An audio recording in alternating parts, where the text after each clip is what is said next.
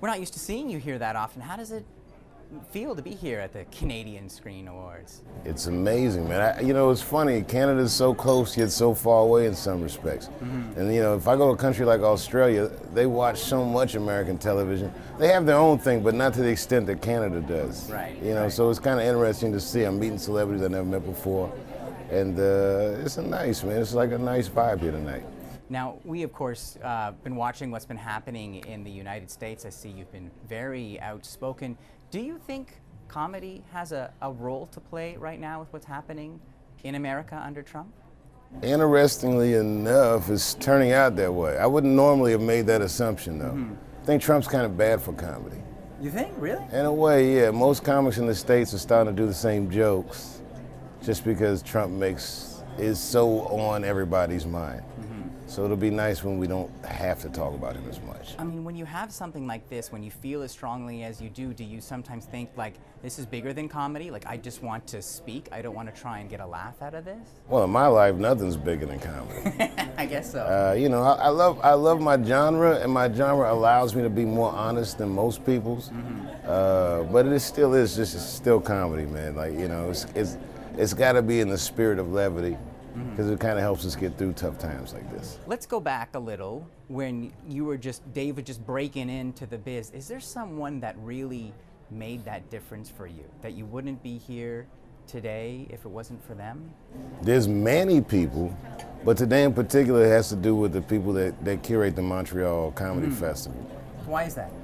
Because I'm one of the few people that came from America to Canada to get a break. Like, I came to the Montreal Festival, I spent a weekend here, and it changed my life.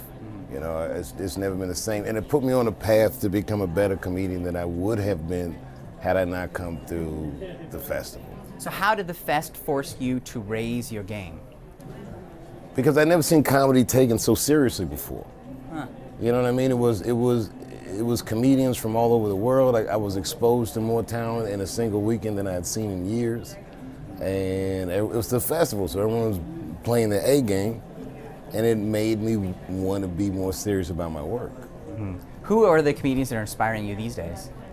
Oh, these days there's tons of them. I think that most of these guys that you see working are wildly courageous. It's like, it's such a strange time with like people being bombarded with information, and I think comedy is an important valve in like siphoning through all that. And I think that the comedians, like, I feel like my genre is secure. Yeah. The guys that I see coming up carry the mantle well. And then a lot of the guys who've been banging from the beginning have come back to stand up. You're seeing Chris Rock back, you're seeing Jon Stewart in the clubs, you're seeing Seinfeld back. So I feel like the genre is just very strong and healthy, and everyone inspires me. Except you seem to really kind of protect your space, like you pick your moments. Is that about kind of finding that place to create so you're not overexposed? I enjoy comedy and I enjoy celebrity, but that's not something that I completely trust. Ah, you don't trust it. Yeah, it's one of those things. You get big enough, they blow you up like a balloon animal. They just twist you in whatever shape they think you fit. So I like to just stay out of the fray and try to just focus on the things about my work that I really enjoy. And, you know, keep good people around me and try to have fun, man. Just try to have fun with it. Yeah, Tell us about the Netflix special. I got 2 specials coming out. You had that huge deal, right? Yeah, I got Netflix one of is them. just changing everything. They did change the game. They changed it for me personally. March 21st, I'll release 2 specials. These were in my vault, so they just bought them. So they're not like new specials. The most recent, I think, is a year old. But they're funny specials, and then I'm working on a 3rd for Netflix that I put out probably by the end of the year. So you might get 3 Dave Chappelle specials this year. That's all right. It's been too long, so people are ready. All right, good deal. All right, great stuff. Hey, thank you, man. Can we get a quick